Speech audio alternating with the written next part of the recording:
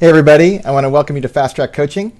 My name is Dane Sanders, and we have been doing this for about 3.5 years, every Tuesday, having special guests on the show to talk through creativity and business and how to move things forward. And today is a really special show for me on a lot of fronts. Noah Scalin is someone I met at South by Southwest this past year.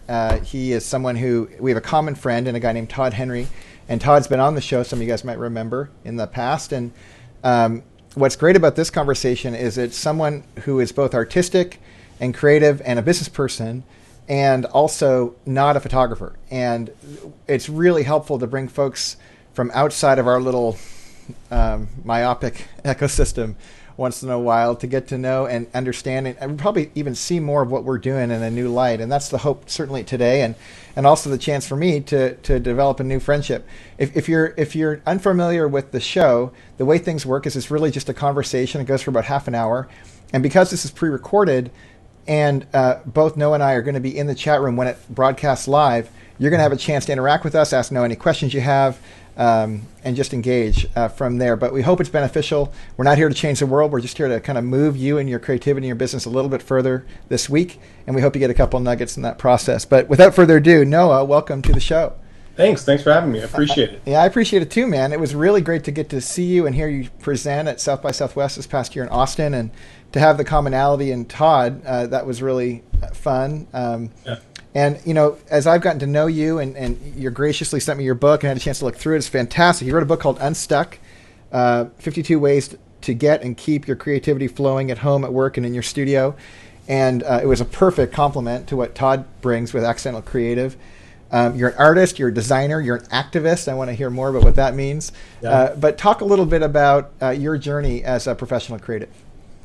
Wow, how far back should I start? Well, you know, I was born a small black man, you know, whatever you want to do. Yeah, well, both my parents are artists, so I definitely come from a unique environment in that when I was a kid, I would bring friends over and say, you want to go play in the studio? And they'd go, what's a studio? And to me, it was like, what do you mean, what's a studio? It's like, what's the living room? What's the kitchen? It's a room you make art in. Everybody's got one of those, right? So, you know, I mean, obviously an unusual upbringing in that way, but I always considered myself an artist. I always imagined I would be making art, but my parents had gone to school for fine art and they were teachers, and I didn't want to be a teacher, so I thought I got to do something else. I ended up studying theater design, actually, in school. And then right as I was graduating, realized that I was enjoying graphic design more, and so I went into graphic design as a career right out of school, started getting work doing it freelance, got a couple jobs, and eventually ended up running my own company starting in 2001, doing graphic design and consulting work. So sort of ended up doing design as my way of making art to make money. And then what's been happening in the last few years with like this book Unstuck is that I actually developed a project a few years ago called Skull a Day. That was my sort of personal art project to get out of my own being stuck creatively and feeling like I was in a rut and just doing the same things over and over. So I decided that I needed to do something totally for myself, and that project just sort of blew up and turned into this crazy new career, which is me talking about creativity, traveling a lot, doing lectures, and having this really wonderful time of sort of transformation, but still making art and still making money, which is, you know, a great combination. So let me repeat back what I'm hearing, because it's a pretty interesting journey to hear you say, okay, so your parents are fine artists and teachers, and you decide, I'm not going to be a teacher. And you fast forward to the end of the story, and now you're a teacher. Yeah, got it. So, and I love that kind of, the way you described kind of the studio as like a living room, where that was kind of the air you breathed or the water you swam in, and that makes a ton of sense to me. And I'm also struck by this notion of, you know, you found yourself doing the same thing over and over and over again, and then you decided to do Skull a Day, which is making a skull over and over and over again. Yeah. Okay, so when you put it that way. Yeah. So, but talk, because I hear the nuance in that. There really is distinction in what you're describing. But for the folks who are listening at home, talk a little bit about there's some creative irony in this. There's how can a creative project of doing the same thing over and over again be new every day? Talk a little bit about that process for you. Well, boy, there's a lot to that. I mean, part of it was that I realized that I was kind of stuck in the way of, I was doing what clients were asking me to do.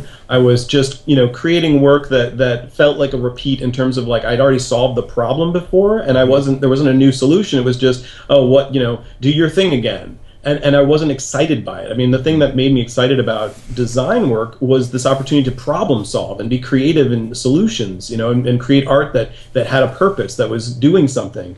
And so I kind of lost all that just, from the sheer force of doing it for so long. And so it seems obvious, I guess inverse to try to then do something over and over and over as the solution. But because it was just for me, it was making me make art for myself, which was great. But I don't have any incentive to make art unless somebody else is, a client's telling me to do it. And so this was my way of having sort of a reason to do it. Was okay. Here's the boss. Here's the rule that I've got to make art now. I've got this rule. I've got to get it done.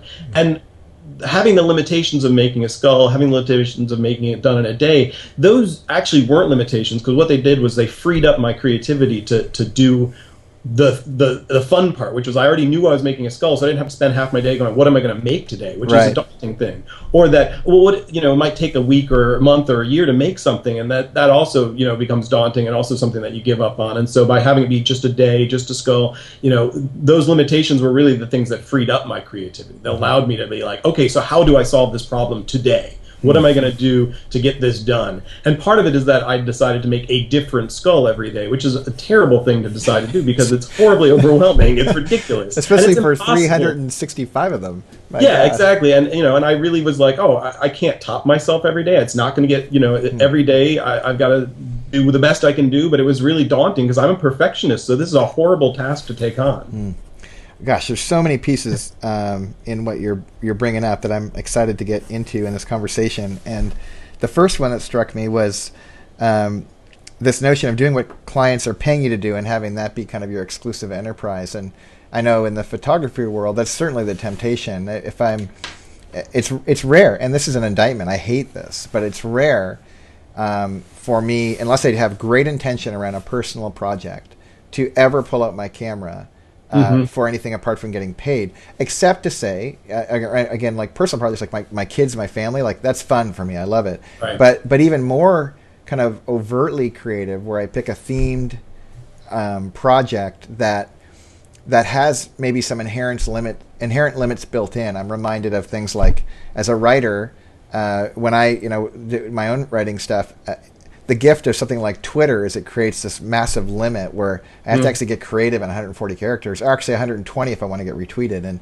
that idea of limit around the creative process and interrupting the automatic of only working when you're getting paid, it seems like that's a very humanizing effort, and gets people back to this idea of probably what art was initially, which wasn't just commissioned work, but really was expression. Does that resonate with you?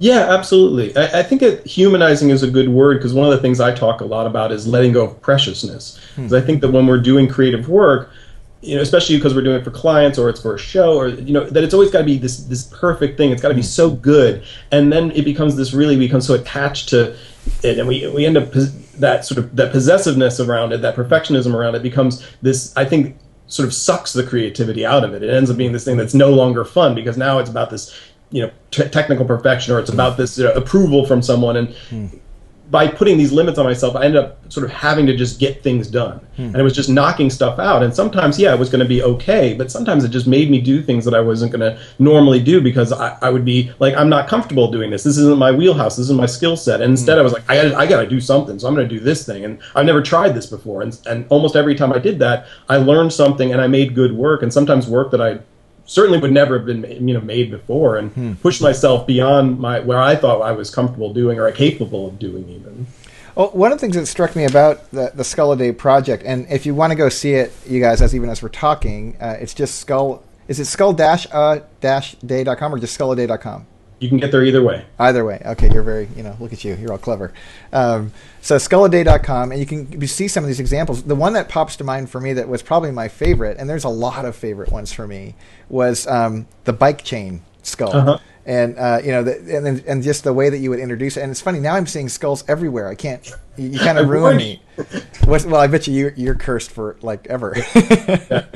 But in that idea, like you mentioned earlier, that art, creating art that is doing something.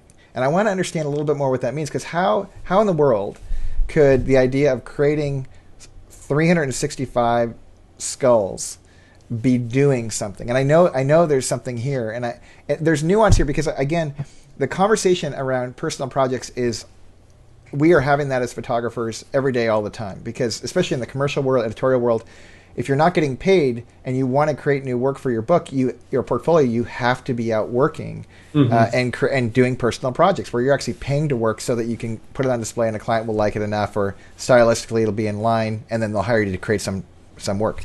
Now, when you say art is doing something, and photographers are thinking through, how can I come up with a personal project? Most of the conversations I have with people they feel paralyzed. They're like, okay, it has to be meaningful, and I have to really like it, and it has to work so it'll contribute to my portfolio, and that actually, it's like claustrophobic for a lot of people, and then they just don't do it, and then they wait until they have either the perfect project, or they just don't do it and just do it until they get paid. Yeah, and that's totally common. I mean, that's, I think, most people's response. It's horribly daunting.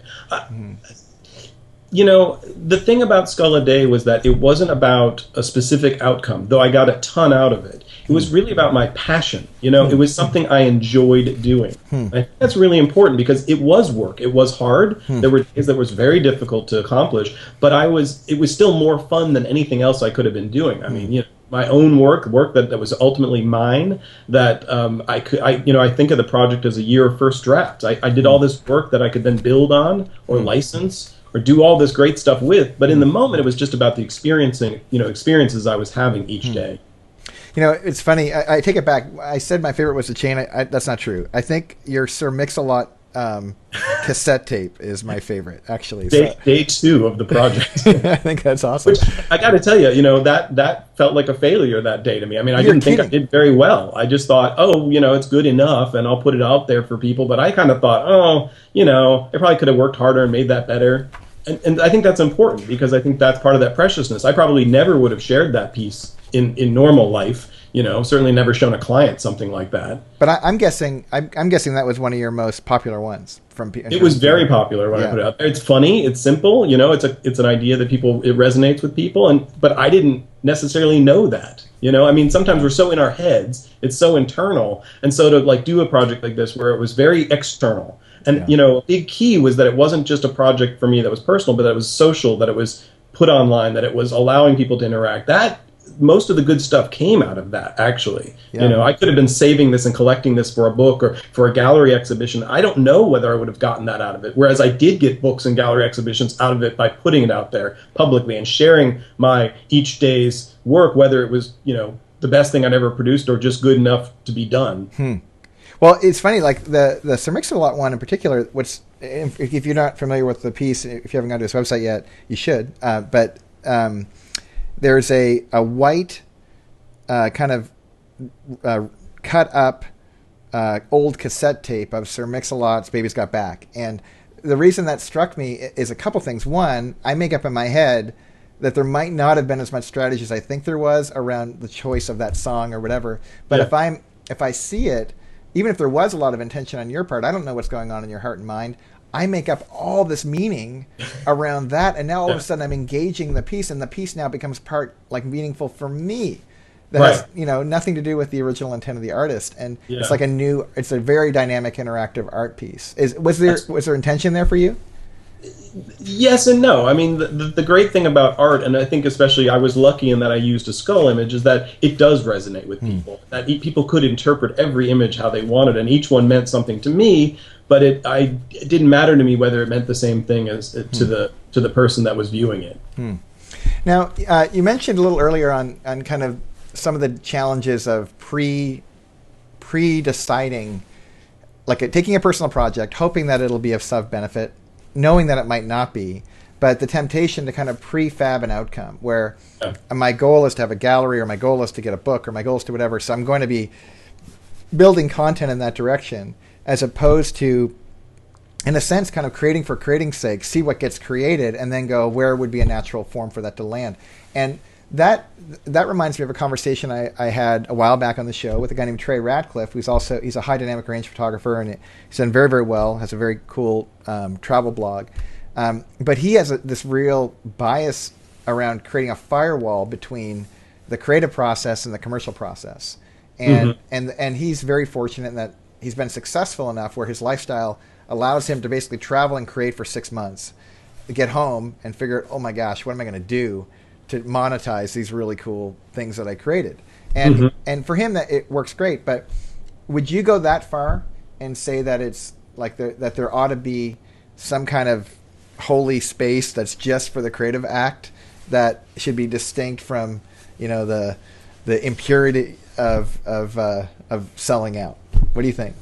It's a good question. You know, I'm tempted to say yes, because I think that if I had made my project the whole time thinking, well, is this a sellable picture? Is this a useful thing? I wouldn't have felt as confident about just putting it out there. You know, I wouldn't have let go of that concern of preciousness, because I would have been like, oh, I got it. This has got to hit this mark. This has got to, you know, I did feel obliged to satisfy the audience that was looking at it. And certainly, you know, I wanted them to have positive feedback, but ultimately the goals were my own, and I was free to adjust them as I went. And I did. You know, things changed along the way, which was really cool. I mean, the project was really just about me making art, but by the end it was about this community that had developed around it and them sharing it with me. The site still exists only because there's a community that have just been endlessly sending in their own skulls, and fans of the site run it now. I mean, so we're about to hit year 6, the beginning of year 6 of the project in June, and that's entirely because, you know, I let the fans determine what this was, what this project really was. And it wasn't what I set it out. I mean, you know, I set out to make 365 skulls, and not this, but this is what's really cool, is what's happened.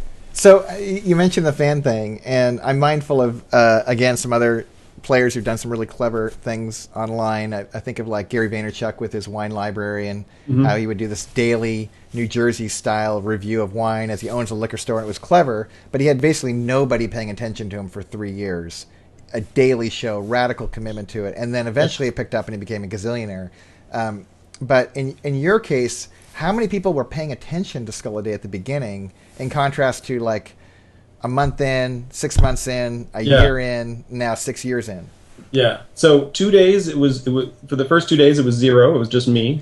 Third day I told 100 people, and then within a couple weeks it was thousands of people from all over the world. No kidding. So it was a way more rapid increase than I expected. I kind of was thinking, hey, by the end there'll be an international audience. That would be fun. Maybe I'll be lucky. And it just happened that some friends started sharing it, and it spread really fast, really quick. That was overwhelming and daunting in its own way, but it's been great because it just sort of maintained a fairly decent level of audience pretty much consistently afterwards. And it could have ended right when I finished. You know, I mean, there was a nice build. People were excited to see where I was going, and I thought, you know, what am I going to do after this? But because people were submitting things to me, I kept the site going, and so it's maintained and grown an audience. I mean, there's a whole audience that doesn't really know the project from me. They know it from just, oh, there's a site where you can go see skulls every day of all different kinds of work. So, you know, that's this interesting growth. But there is that commitment piece. I mean, I don't. A lot of people do want to have it be like huge right away, and I don't. Who knows? I mean, sometimes things do that, but not always. And if you do stick with stuff, I do see that almost everybody who's really consistent and sticks with things for, you know, a year, stuff eventually happens. But, you know, that's a long time to wait if you really are like, I need this immediate feedback, you know. And, you know, it starts out with your friends. So. Right. Well, were you in regardless? Do you think you would have seen it through if nobody had paid attention? Probably. I mean, I think as long as my mom was commenting every day, I would be. That's good. Well, I appreciate what you're saying about the commitment piece, because it does seem like, from a creative perspective, you want to pick a project that's interesting enough to hold your attention, that will, just for your own kind of personal integrity, that you'll see it all the way through, even though there's some projects you're going to need to set aside and so forth. But that really strikes me as interesting. And what also strikes me is the theme of skulls. Like, how much of the popularity would you say attributed to choosing a very, I mean, a skull is an icon. Like, it's iconic by its nature. Were you just into pirates? I mean, like, why skulls? And do you think that that contributed to the rapid response to it? It's interesting because I did like pirates as a kid. My parents were artists, so I was around anatomical imagery. I always liked them. It's funny because I didn't think it through. I really just randomly had the thought to do it, and I was like, yeah, I like skulls. Sure, I'll do this. They got huge right around the same time. Damien Hirst's piece that a lot of people know, The Diamond Encrusted Skull, came out, I think, within a month of me starting. Wow. So it was like, the timing was right. I mean, within that year, Walmart was suddenly carrying skull T-shirts. It became very acceptable, and so I think that benefited me in that there was, I didn't care if it was only going to be heavy metal kids and goth kids and subversive folks who liked it. That would have been fine. But the fact that anybody could see it, and that when families were bringing their kids there, and it wasn't so daunting to be like, ooh, this isn't Satan worshiping. This is just a cool piece of art, and our kids already have it on their backpacks, so it's okay. Right. So it was just luck that it kind of worked out. But I mean, obviously there's a history of art, skull, imagery and art back to earliest times. So Yeah, absolutely. it makes sense, and it made sense for me because I was also really interested in this idea of living fully in the moment every day, and that project became was about that. And then of course the skull as the memento mori, is the reminder of death, was perfect. It was like, I'm meditating on death, but engaging in life fully every day. And that was an amazing experience that I also didn't quite get what I was really committing to when I did the project, but it transformed the way I see the world. I mean, just in the way that you said you start to see skulls everywhere. I mean, that is, that's transformative That's right. to be like, oh, I'm perceiving my world differently. That's a good thing, especially as a photographer. I got to imagine if you're able to see things in a new light, that's going to change the way you work. Well, I think it's true for all, for anyone who's trying to pursue the creative process. I think changing perspective, putting on a new metaphorical lens, all of those kinds of ideas, I think, make a ton of sense. But you actually raise a really interesting point, because I'd love to turn the corner and talk a little bit about, well, two things before we're done. One, I'm curious what you think about being a creative artist, especially a service-based artist, where you're commissioning and you're doing work and that sort of thing. You're not just teaching. In a digital world where everyone can rip off your works pretty quickly. Curious about that. And what I really want to come back full circle around is a conversation about an outsider's perspective on an industry like photography. And I'll get to that part in a minute. But first of all, any kind of musings around our times being an artist in a digiflat era? Yeah, I think it's a wonderful time. I really, I got to see enough of pre-digital design because my dad was teaching that stuff, and it looked horrible to me. I actually am really glad that we've got these tools. It makes it so easy to, yes, I can take 100 photos if I need to, and the expenditure is nil. And That's right. And I can immediately know if I got the shot I needed and go back and change it. I mean, that's an unbelievable thing. Obviously, it does allow too for people to be, clients to be like, let's change it 1,000 times, and that's a nightmare. Yeah. But I wouldn't trade it for anything. And obviously the other piece of it is that people can steal it easier, but I'm not so worried about that. My work has actually been stolen. I had to work with my lawyer to deal with that issue, and but ultimately I made more money off of them stealing it than had I stole it in the first place. So who cares? Good. I'll find them and track them down, but. In terms of a lot of my work I put out there, it's Creative Commons license. I want people to use it. I encourage it. I want people to send me what they've done with it. It creates a wonderful, that builds the community around my work, because then people are sharing with me and connecting with me that wouldn't have if they'd just seen it somewhere in the past, where it would have been just, oh, that's that thing, and I have no access to it, and I don't even know how I would get access to it, and it's just this other. And then I think that actually encourages people sometimes to steal, because they don't feel like they can reach the artist, whereas now you can email me. I'm very accessible. That's right.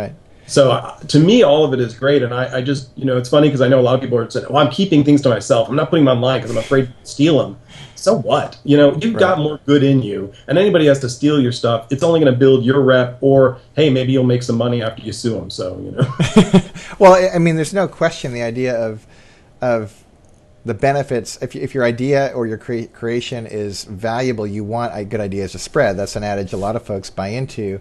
And also you want to figure out a way to feed the kids and stay, have it be viable. And there's whole great business models around long tail, and even the guy I mentioned earlier, Trey Ratcliffe, in the photo world, he intentionally encourages people to take his music as long as it's not for commercial use, or not his music, his art. And when people want that, then he is quick to monetize, not a problem. But the other complaint I hear a lot, and I'm curious what you think, especially in the art world, design world, is around, because the tools are so powerful, they're getting less and less expensive. Anyone can get, decently proficient on with Illustrator and some YouTube videos. I mean, when I say decently, I mean like they can participate. There's no barrier to entry to create, and there's tools have never been more accessible to create with, which in my world creates a scenario where there's an incredible amount of new photographers coming in the game. And at the highest level, some amazing work, as the tools can leverage and you can go even further. And I think actually that's where the huge ceiling room is I wish we could get more creative rather than just kind of copying each other. But the challenge, of course, is that there's so much bad photography. There's so much, now everyone can play. Well, it's like giving people the tools to make a website. Well, you can make a lot of really bad websites. And everyone can make one. So what are your thoughts on that dynamic of our times? Yeah, well, it's funny because we kind of went through that in the graphic design world, I would say a little earlier, because the mid-90s, that was desktop publishing. And suddenly everyone was a designer. Everyone's secretary could do their newsletter, so we didn't need you anymore as a designer. Right. And everything looked the same and everything was bad. And what happened is that it turned around because people started saying, you know what, I'd like something to stand out. I'd like some good work. I'm going to hire a professional to do this now. And so in a way, there was this sudden sea of everyone doing this and everyone could do it, but it just forced people to do a better job that were mediocre before, that were getting by because they didn't have to worry about it. And it obviously some people didn't get work, or some people got work that shouldn't have, or whatever, but on the other side of it, I think we all ended up better off for it, because yes, people had access, and suddenly there were people who actually, I always think, how many amazing artists were there out there that just didn't get the chance. Nod of the king, or didn't get the access to equipment because they were too poor. And now, we've got this wonderful opportunity to see some really great stuff, but it means you got to bring it, right? That's the thing, is you'll still be a better photographer if you have a better, photography brain than somebody who just has the same camera as you. And I think the same thing with the technology. Anybody knows Photoshop, and I tell this to my students when I teach too, you're not going to get hired for your ability to use the software, because anybody can learn that. You're going to get hired because of how you think. So that's what you have to be developing, is your unique vision. And then that's what you're going to sell, and that's what's going to be really, unique about you, and what's going to bring people to you specifically. Yeah, and I'm guessing that uniqueness also creates scarcity, and the scarcity creates value. There's only one of you, all those kinds of things. Develop a brand, right? Sure. Of particular work, absolutely. Yeah. Well, so I want to turn the corner, Noah, and ask there's no liability here. You can get it all wrong. So no need for kind of death by qualification or any of that sort of thing. Just kind of from your gut, as someone who's maybe, and I'm making an assumption. I know you are a photographer, but I'm guessing you're not actively a professional photographer. Is that fair? Sure. Yeah. I use photography in the work that I do, but I've never put myself out there as hire me as a photographer for whatever. I'm glad I don't have to do that, because then I don't have to, know the lingo and have the right equipment. So perfect. Okay. So you're a great candidate, and even what you said a moment ago of graphic design, in a sense, kind of going through the drill before photography, maybe before music, maybe before books. What are we not seeing in these other industries that maybe you have some eyes to see, and again, I don't want to position it so that you feel like you're having to overstate it. Just be candid. What do we not see that we wish we could see, that we're going to see down the line, but if we saw it sooner, man, it might save us a little bit of pain? As an industry, as photographers. As an industry like photography, yeah. That's an interesting thing. Because I have not thought about this at all. So you really, this is fresh off the top of my head. Right. And again, this is just coffee time, folks. We're just having a conversation and you're listening in. So, if you don't want to go for it, no problem. But I am really curious if you have any insights on that. Well, I guess, give me a little more qualification for in terms of your ability to work in the digital realm, or in terms of the competition, in terms of the... Great question. Yeah, I should be more specific. So I'm thinking our folks who are viewing and watching this either on replay or live, the challenge everywhere is, there's real people who are really hurting, and they love the craft of photography. There's massive separations. There's folks who really know what they've been doing. They've been doing it for a long time. They made the jump from analog to digital, and they, they're still making it, but their lament, of course, is that there's newer photographers coming in, kind of quote unquote ruining it. But it's not really their fault, because the folks who are coming in, there's no barrier to entry. They're excited just as like those guys were, but they're not high fidelity photographers yet. They're just kind of they're convenience photographers. They're in it because they can see the picture in the back, and the learning curve is less steep, and they're participating. And I guess in that culture, there's culture of fear. There's culture of it's not going to work. The end. If you're a photojournalist, you're getting fired from a newspaper. In that kind of a culture, it's really tempting to be in a constant state of sounding the alarm. And there's a lot of negativity. There's polarization. Somebody puts something out there, it's like they either get celebrated and held up as the establishment, or they get squashed and killed because somehow that's inappropriate or wrong. And there's really understandable motivations behind all of these responses. But I guess from a wisdom perspective, based on just your own experience, like how do you go navigating the culture that we're in a way that's most resourceful and most constructive as a professional creative? Okay, so there's two sort of things that makes me think about, and I'm going to try to make sure I remember both. So one has to do with jealousy. Okay. Other has to do with I'm already losing it. I'll make up on jealousy, and then I'll remember what the second one was. Okay. I think it's interesting because I think that we all have that, like, other people, I've worked so hard, and then here's this person, they got this job, or they're coming up and they don't know what they're doing, and yet, whatever, or their work is so good, and it's all of that stuff where it's very, there's a lot of ego in what we're doing. It's personal work. There's that preciousness I talk about in terms of like putting yourself out there, and it's your baby, and that there's this whole like, you get defensive around it because you want to protect it, and I think all that stuff. If you can channel that energy, with that tendency towards that, like, they're taking, and put it back onto, like, what can I do? Instead of what are they doing, or how can I get what they've got, or how come they're getting what I should be getting, or all of that nonsense is wasted energy. You should be creating, instead of worrying about what they got, make more what you do better at what you do, create great stuff. I mean, that's good. What's going to get you something, if you put a better body of work out there, you put more out there that's more interesting, you spend more time on your own stuff, developing it, there's where you're going to get stuff. Chasing other people around and trying to put them down and trying to, prove that they're wrong gets you nothing except looking like a crotchety old man. I mean, it doesn't benefit you. I think the other piece of it that I was thinking of was that, I see this with clients with design work where there's a little bit of a like, why can't they see that this is good design, and this is, why did they hire that person, or look at how ugly that website is, or they've done such a, and to a certain degree we have to accept that we're the, as the experts, we know what the best is, but if the general public doesn't know or can't distinguish, does actually matter then, right? I mean, are we, obviously we're trying to teach them what good is, right? Here's good photography, here's bad, here's good design, here's bad. But if they accept okay, then it's just about us being like fighting amongst ourselves. And so you kind of have to let it go at a certain point and be like, obviously you can spend time educating, which is great, but you can also just be like, look, if people are comfortable with taking this level of work and they're going to pay for it, that's just the way that is, And again, all your energy sort of fighting that thing could be spent making other stuff and something wonderful and making new things. And it's interesting because I think what can happen is that the people that do the things the old-fashioned way then become the experts in a niche, and that's a wonderful thing to do. I mean, as more people learn the digital stuff, the people that don't do digital are going to be valuable because the new people won't know that, and each new technology comes along and I find that myself where I'm resistant to learn the latest software. And so, yes, somebody else is going to come up and do that then, and I won't. And then that just won't be the kind of work I produce. And that's fine. They're going to come to me for something else. I never want to be everything to all people because I'm not going to do that well. Right. But if I do what I do really well and people know I can produce a consistent, good product, I'll get paid for that. I'll continue to do that thing, I'll show people, and also that I'm pleasant to work with, I mean, there's also these too. I mean, well, yeah, I guess being someone that you like to be around probably helps your business. Absolutely.